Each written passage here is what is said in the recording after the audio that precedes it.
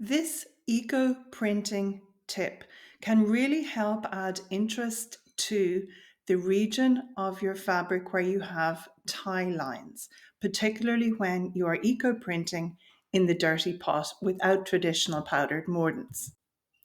I usually use the same leaves on the outside of the bundle under the ties as I have inside the bundle.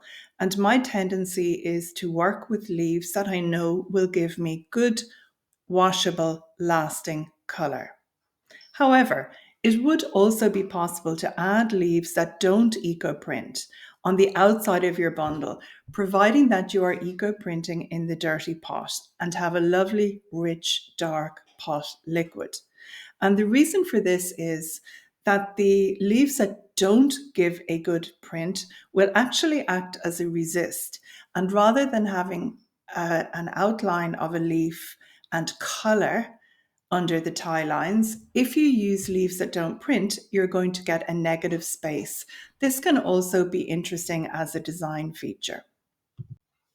This image shows an example of a eucalyptus cordata leaf underneath my tie marks if you look at the top left of the image. This is handmade felt and it was actually printed on both sides, on this side with the selection of vegetation and on the other side with onion skins. So I hope you've enjoyed this very short tip.